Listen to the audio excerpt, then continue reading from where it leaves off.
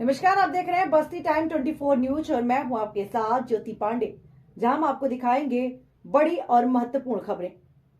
तो हर राज्य की खबरों को देखने के लिए चैनल को अभी लाइक करना, सब्सक्राइब करना और शेयर करना ना भूलें। तो चलिए शुरुआत करते हैं कुछ खास खबरों से। जम्मू कश्मीर अपनी पार्टी के अध्यक्ष अल्ताफ बुखारी ने पूंछ रैली कृष्णचंद पार्क पूंछ का दौरा किया। संवाददाता अमरजीत सिंह पूंछ। दिखाना है वो बल्ले का निशान, इसमें बटन कैसे दबाना है याद रखिए। और से दोनों हाथ जोड़ के प्रार्थना करता हूँ कि ये जो इलेक्शन का माहौल चल रहा है अनंतनाग, रजौरी, पुंछ कॉन्स्टिट्यूएंसी में हमारे जो कैंडिडेट हैं, हमारे बड़े भाई जफर मनाज साहब को हमने वोट देकर जो है पार्लियामेंट में तो जाना है।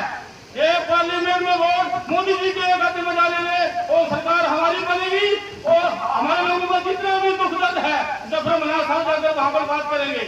भाइयों, आज देखिए रजौरी पुंछ को नेशनल कॉन्फ्रेंस पीडीपी ने आज तक इग्नोर किया है और सुनने में ये नहीं आया है कि उन्होंने कहा कि हम रजौरी पुंछ से क्यों नहीं कैंडिडेट दे रहे आपको। बड़े दुख की बात है। उन्होंने कहा हम 500, 1000 रुपए में, 2000 में पुंछ को लोगों को खरीद सकते हैं। मैं आपसे ये पूछना चाहता हूँ, क्या हमारी कीमत 500, 1000 रुपए या 2000 रुपए है? हम अपना ईमान नहीं बिक्री करेंगे। कुरान पाक में लिखा हुआ है कि सबसे पहले हमने पड़ोसी की मदद करनी है। हमारा पड़ोसी कौन है? हमारा बड़ा भाई जफर मनाज, जिनका चुनाव निशान सीरियल नंबर 8 बैट है, सिंपल बैट का बटन दबाकर जफर मनाज जी को कामयाब करेगी। पठाना साहब एमपी और भी अलग अलग हिंदुस्तान की स्टेटों से अलग एमपी और मिनिस्टर जो है वो पोस्टिंग में काम कर रहे हैं, हर गाँव में जा रहे हैं।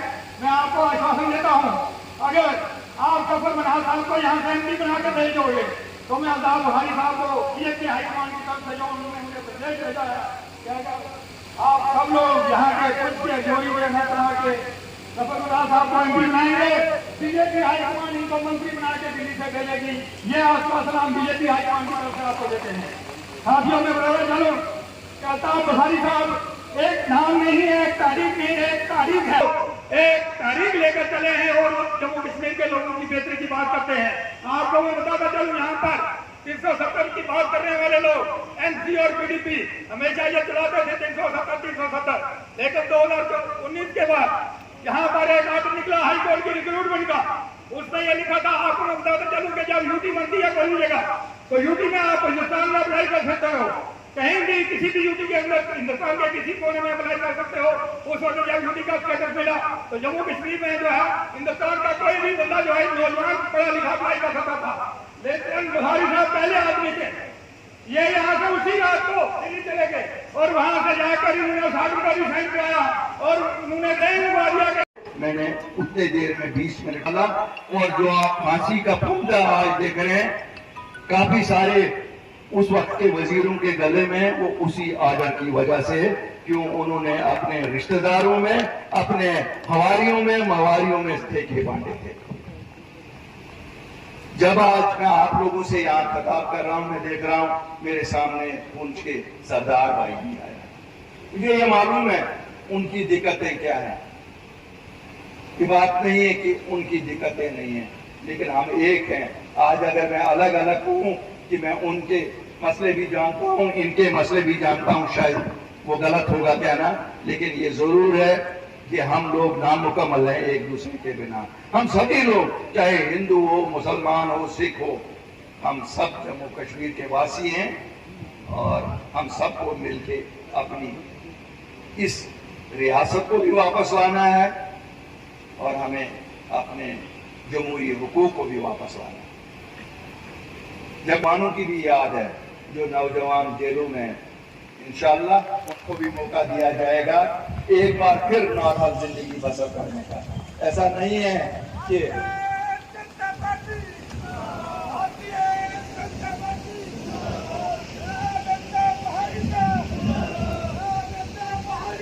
ऐसा नहीं है कि उन्होंने कभी हाथ में पत्थर उठाया तो उनको जिंदगी में आप दोबारा लाए हैं।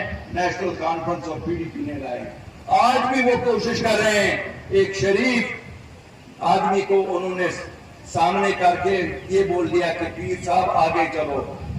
मेरे मोहतरम पीर साहब, आपकी अपनी एक पहचान है क्यों ये खून से रंगे हुए हाथों के साथ खेल रहे हो? इनके हाथ खून से रंगे हुए हैं। आप तो एक मजहबी रहनुमा भी हो, आप तो सभी फिरकों के रहनुमा होने चाहिए। आपने अपने आप को एक फिरके का रहनुमा कैसे तस्वर कर लिया? और ये लोग अपना बदनुमा चेहरा लोगों को दिखा नहीं सकते, इसीलिए आज आपको खड़ा किया। तो उस वक्त क्यों नहीं इनको शर्म आई जब स्टेज पे उन्होंने बोला 500 रुपए में गुजर अपनी वोट को बेचता है, शराब की बोतल पे बेचता है। मैंने तो नहीं गुजर को शराब पीते हुए देखा। अगर आपने देखा है तो फिर बताइए, वरना आपको कोई इस जमात से कभी लड़ना नहीं चाहिए था। आपको तो कम से कम उस गति का एहसास रखना चाहिए था जिसपे लोगों का अकीदा है। कितने अफसोस की बात है कि हम एक मामूली इलेक्शन के लिए अपनी एक पूरी कम्युनिटी को शराबी और बेईमान कहलवाते और फिर कहते हैं उनको अब हमें वोट दे दो उसी लीडर की पार्टी में जिस लीडर ने ये कहा। ये कौन सी बात हुई कि वो बुजुर्ग हो गए बात करते हैं? तो फिर ऐसे बुजुर्ग को घर में बिठाओ ना, उनको बोलो खुदा खुदा करे, लोगों की पगड़ी ना उठा रहे। दूसरी हमारी बहन है, उनको विकार आ जाता है जब उनको कुर्सी से निकालते हैं।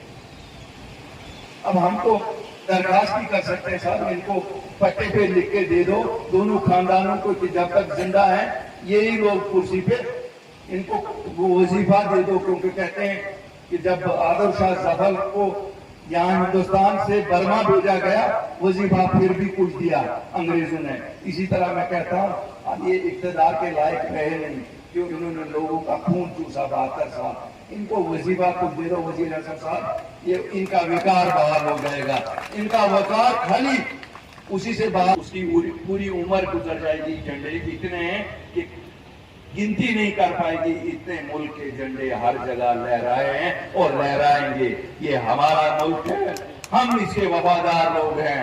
और किसी को अगर शक है वो हमसे कुर्बानी सीखे।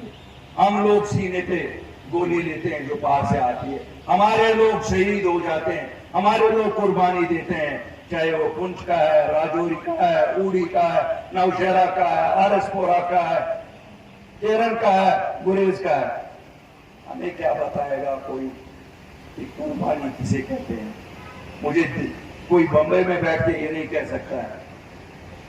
मुझे बड़ी ना ये लीडरान से मैं कहता हूं, अब आपने ठेले तो उनके बहुत भर दिए, अब क्या मदद करनी है? और उनको तो ठेले ही भरवाने होते हैं। आपने बंबई से ठेले पकड़ लिए और नेशनल कॉन्फ्रेंस ऑफ पीडीपी को दे दिए। मुझे लगता है वो आपके लिए चाय का इंतजाम भी कहीं नहीं करेंगे, क्यों इनकी खसलत ऐसी है। इनको याद कोई तब तक ही है जब तक इनके हाथ में माया सौंपी। कोशिश करेंगे, जरूर कोशिश करेंगे कि पुंछ राजौरी भी एक पार्लियामेंट्री कॉन्स्टिट्यूंसी बने और अनंतनाग भी बने। तवाज़ुन भी पूरा बरकरार रहेगा। जम्मू खिते में भी 3 सीटें हो जाएंगी पार्लियामेंट की और कश्मीर में भी 3 सीटें हो जाएंगी। क्यों ना, हर एक को हक है और हमें तो ज्यादा ही हक है। अगर कोई कहता पॉपुलेशन, जनाब लद्दाख में तो कितनी 2.5 लाख लोगों पे आपने सीट दी, हमें हिल काउंसिल भी दे दो ना, यहाँ पे हिल काउंसिल दे दो उसी तर्ज पे राजौरी और पुंछ को। कम से कम शिकवा तो दूर हो जाएगा कि वो हमारे साथ ज्यादती हो रही है। मेरे दोस्त ने काफी कुछ टूरिज्म के बारे में लिखा है, लेकिन मैं इनको यकीन दिलाता हूं कि जो लॉरेंस से गंडोला बन रहा है वो तोसमाधान तक और तोसमाधान से नीचे भी बन रहा है। इंशाल्लाह वो भी कनेक्ट हो जाएगा और आप सब लोगों का भी कश्मीर के साथ वास्ता 12 महीने के लिए कोई ना कोई जरूरी इंतजाम होगा।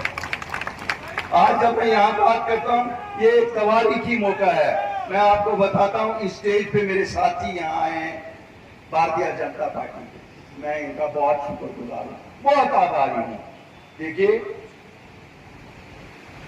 मदद करनी बहुत बड़ी बात होती है और वहां जहां पता हो कि हम ये सीट खुद निकाल सकते हैं।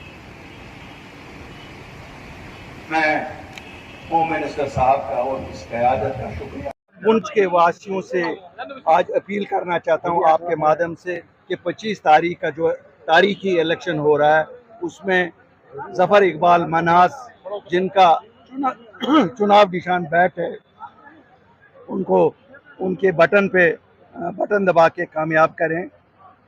मैं पहाड़ियों से, गुजरों से, सरदारों से, अपने हिंदू भाइयों से, कश्मीरियों सभी से अपील करता हूं कि जोक दौर जोक निकलिए और उनको कामयाब करिए। जैसे कि फारूक साहब को याद दिलाइए 1974 का वो बयान जब वो मुजफ्फराबाद में गए और JKLF में ज्वाइन किया और कहा कि मैं अब जम्मू कश्मीर की आज़ादी की जंग लड़ूंगा, और उन्होंने 75 में वो आज़ादी की जंग बिल्कुल जीत भी ली जब उन्होंने बाप को वापस यहाँ वजीर आला बनवाया। उनकी जंग ऐसी ही होती है, वो ऐसे ही हमेशा उनका पॉलिटिकल कैरियर रहा है।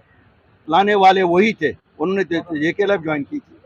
सर, कल की पोलिंग के हवाले से क्या कहना चाहते हो? ये हमारे उस फैसले का जो 8 मार्च 2020 को हमने लिया कि जम्मू कश्मीर के लोगों को सच्ची सियासत का रास्ता दिखाएंगे, ये उसी का नतीजा है। ये अपनी पार्टी की सच्ची सियासत का नतीजा है कि लोगों का भरोसा वापस डेमोक्रेसी में आया है, वोट में आया है, और इसीलिए आप देख रहे हैं लोग जोक नहीं कर रहे हैं। आज भारतीय जनता पार्टी 2 चीज़ें मैं बताऊंगा, खानदानी राज वालों को सपोर्ट कर नहीं सकते हैं, और सपोर्ट जायज़ हक हमारा ही बनता था, इसमें क्या, इसमें कोई ये तो है नहीं। मैं आज भी आपको बताऊंगा 1947 से अगर इन 2 खानदानों को किसी ने मुसल्लत किया तो दिल्ली ने किया है। तो होम मिनिस्टर साहब तो दिल्ली है ना, एक तो होता है ना कि नहीं होम मिनिस्टर साहब होम मिनिस्टर हैं। 47 में किसने शेख मोहम्मद अब्दुल्ला को एडमिनिस्ट्रेटर बनाकर भेजा? हमने तो नहीं वोट दिए, दिल्ली ने ही बनाया। 75 में शेख मोहम्मद अब्दुल्ला को किसने चीफ मिनिस्टर बनाया? हमने तो नहीं बनाया, हमने तो वोट नहीं दिए, तो दिल्ली ने ही बनाया। 96 में फारूक अब्दुल्ला साहब को उतनी मिलिटेंसी के बाद चीफ मिनिस्टर किसने बनाया? फिर 2002 में मुफ्ती मोहम्मद सईद साहब को किसने बनाया? क्या बात, आप हमसे क्यों सच बुलवाना चाहते हो? तो उनकी पगड़ी कितना उछालवाना चाहते हो मुझसे? सभी वोटर फैक्टर रहेंगे, और मुझे उम्मीद है सभी वोट, सभी जो ये यहाँ कैलकुलेशन हो रही है ना, वो उसको देगा, वो उसको देगा। अकीदा मैं भी सईद हूँ, मुझे भी पता है लोगों का अकीदा एक है, वोट दूसरा है। नहीं फैल रही है, ये उसके कहते हैं ना नकूश अभी कहीं कहीं है, ये भी खत्म हो जाएगा। इलेक्शन है, ये हमारे मुल्क के लिए तारीखी इलेक्शन है, जम्मू कश्मीर के लिए तो खुसूसन ये बहुत इंपॉर्टेंस रखता है, क्योंकि एक तारीखी फैसले के बाद जो पहले इलेक्शन हुए जिसमें लोग अपनी डेमोक्रेटिक हक का इस्तेमाल कर सकते हैं, वो पहला मौका अब मिला है।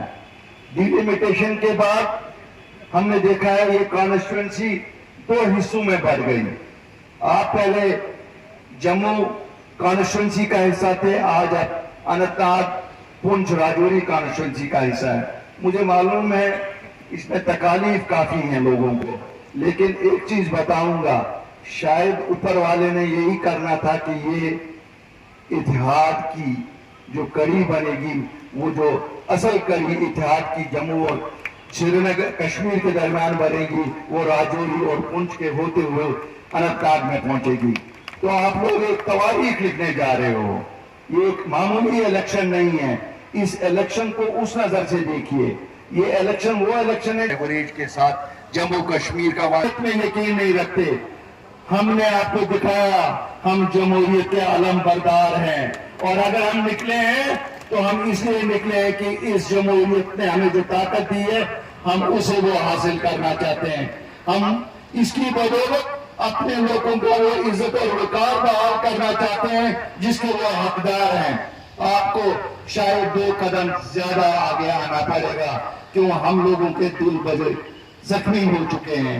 हमें 72 साल में कांग्रेस ने नेशनल कॉन्फ्रेंस के साथ मिलकर कहीं का नहीं रखा। उन्होंने ऐसी साजिशें की हमारी, जिसके 2 हिस्से किए।